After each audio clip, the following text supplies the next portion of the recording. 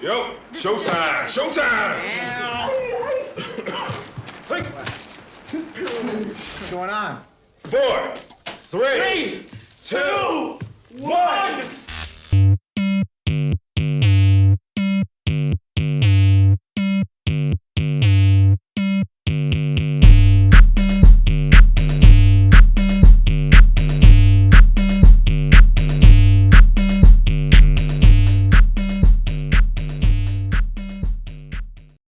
Hello everybody and welcome to my place on the internet, where I am your host, Peter aka the MuttonChopGuy, where I bring you more big and burly furry content. Oh yeah! Today I'm bringing you a very special episode because this is going to be the first time I'm actually covering something within this subject matter. And what is that subject matter? Kemono manga! If you don't know what Kemono is, it's in a rudimentary way it is furry, but it's not furry when you actually talk to the people, because it's just this whole thing about Kemono and furry being separate, even though they're somewhat like the same thing. I don't get it. Don't ask why. Okay. Yes, I cover furry content on this channel because, you know what, is a prominent portion of this genre known as Gei Komi or Bara here in the States, because people still latch on to old terms. But yeah, it would be foolhardy for me not to cover this stuff, considering that it is such an entrenched part of the genre. So yeah, sorry if you're not into this stuff, but here we are. So let's dive right into the recommendations that I got from one of my Discord server members, and of course watch people in the comment section yell at me for not giving the furry fandom enough credit or showering them with enough fan art. We're getting off track here. So what was recommended to me was not only one, not only two, but three. However, I did find out that the second one that got recommended to me has a little bit more of an expanded thing, so I'm just going to cover the first two that were recommended to me. So thank you to this person here, as you can see on the screen. They're the ones that recommended it to me, and I certainly hope you enjoyed this episode because it's made for you. I made this for you! Alrighty, first one up is called Muchi Muchi Chiro, or The Chubby Treatment, and it's written by Gamma, which I believe Gamma is a very prominent, well-known person within the Kemono field, because I've seen a lot of his stuff, like a lot. We first meet our bear doctor. Oh, okay, cool, it's not a teacher this time. As his patient arrives, he tells him to get on the table so he can examine him since he has no other patients at this time. I don't know why you needed to tell him that. A wizard did it. The patient explains how he was hit with a bike, causing him to have whiplash basically. The doctor checks his back and only concurs with his patient that his claim is correct, and gets to work with his procedure by taking his clothes off. Yep, this is happening already. Nice.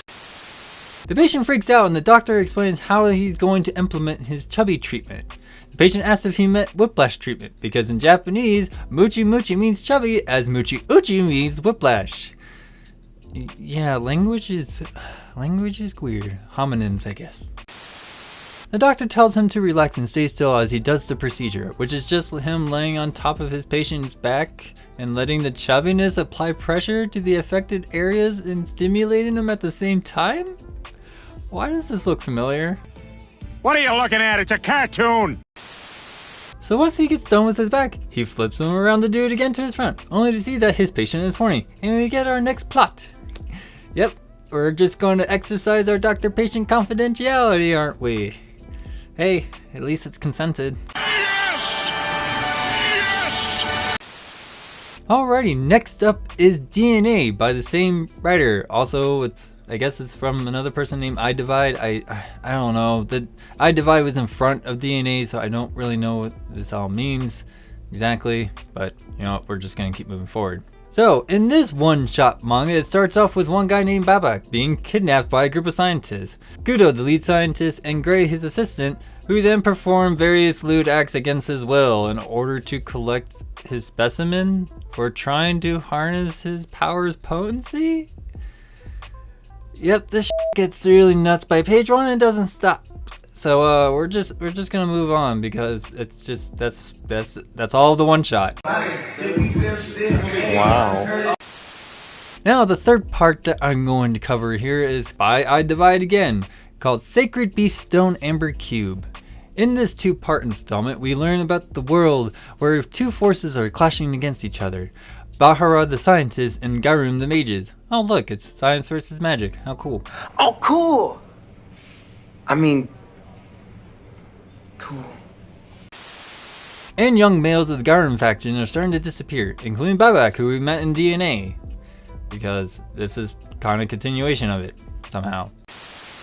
Bongo, his student, begs his leadership to allow him to search for his mentor. After an enemy intruder breaks in to steal valuable items for the treasury, only for Bongo to retrieve the Spirit Amber Cube, the leadership grants him to go on a solo rescue mission to find his mentor.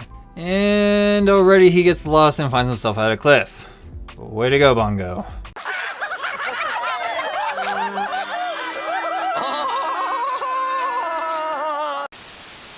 Then he decides to use his Amber Cube to summon the spirit that resides within.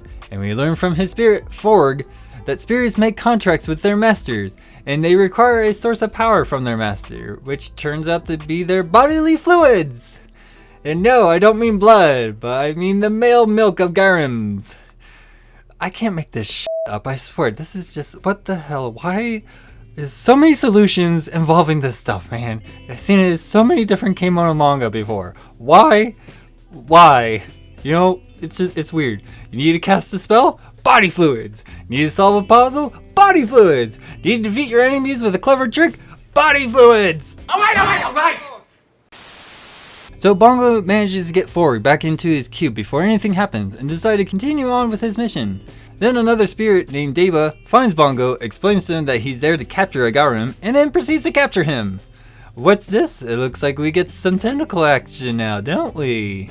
Yep, Deba catches a whiff of Bongo's sweet scent and then he goes on to feed himself using his shape-shifting tentacles repeatedly. Yep, just checking off all the fan service one can get in a single session. Yes. Yes. So Bongo manages to summon Forg again and escape with Deba, only for Forg to feed himself by using his special skills to help Bongo give up his juices. Like, what in the actual fuck? I mean, I get it, it's a one-shot, but wow, just aggressively milking this man for all he's got. Ha! Gei! Deba shows up when Forg gains a major power-up just from consuming Bongo's juices as a suppository, and proceeds to kick his ass. What the fuck am I reading? What have I done? Deba realizes that he's in over his head and leaves, promising that he'll be back for Bongo. And it ends on Bongo and Ford moving on with their mission. And this is what a Discord member recommends to me. 5 minutes later. In the second part, we first see Bongo eating, while Forg is eating also. Meanwhile, the scientist crew learns about Bongo and when Deba returns to them, and sends out yet another spirit named Vezi. Vezi? I don't, you know, you guys know I'm bad with names. To counteract Forg's fire abilities with Vezi's water abilities, Bongo returns to traveling only to be attacked by Deba again. He manages to get Forg away from Bongo and he has to resort to his own magical skills to save himself from the fall, landing in a pond. Then we get another set of tentacle action along with various spirit techniques, milking Bongo repeatedly until Forg returns. And by techniques, I mean horny juices to get more milk. Why did I read this? Why did I think this was a good idea? Why are we still here? Just to suffer. So Forg tries to save Bongo from his tormented captivity. And ends up captured as well. They try draining him of his juices, which gets him to transform into a younger version of himself.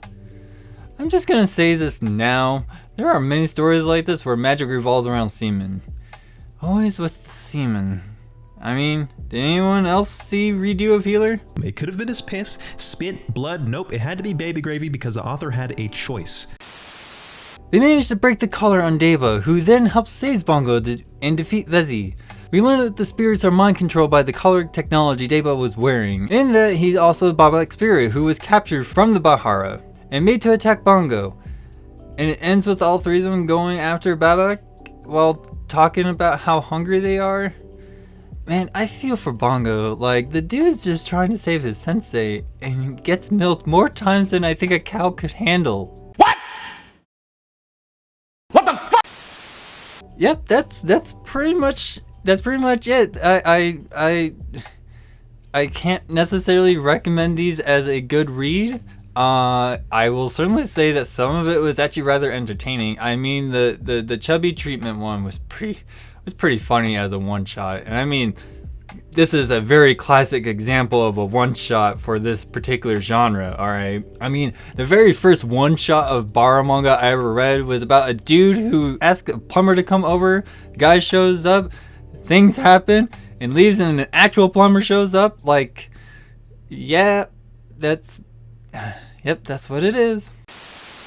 The other thing I would also want to say is that as much as I understand the appeal about Tentacle and why people like it so much, it's not necessarily one of my greatest appeals. I'm just going to use the same argument that I used before. I see the appeal, and I would never take it away from anyone, but I would also never stand in line for it. But I will certainly say this. I'm okay reading it as long as, Keep it tasteful.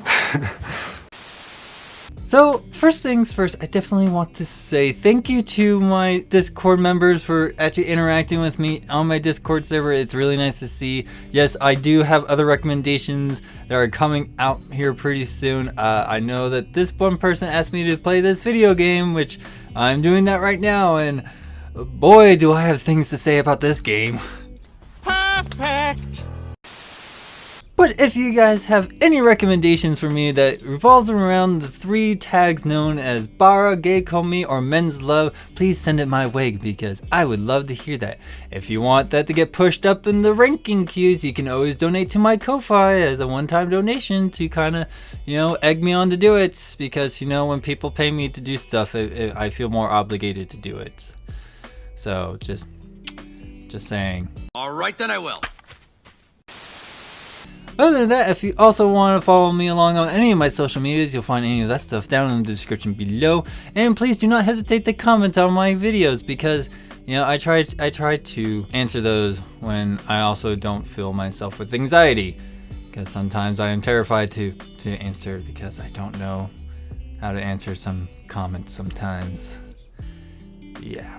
Don't worry, buddy. You're doing fine. And one last thing, I have been reading a lot of comments coming in about the History of Bara episodes. I'm strongly considering remaking that one because I was a very young video editing blossom at the time when I made that video and didn't really know what I was doing, and also made that before I had any reception of how my podcast was going to be. So you know what, I'm going to take your guys' feedback on that episode and get back to you on that one because you know what, Bara deserves way better videos than I gave it at the beginning, and that's where we are. Yes. But I certainly hope you guys enjoy what I had to do in this episode. I certainly hope to hear from you guys and any recommendations you have. Other than that, I absolutely love you guys, but you guys have a fun time, and I'll see you guys all in the next one. Bye-bye.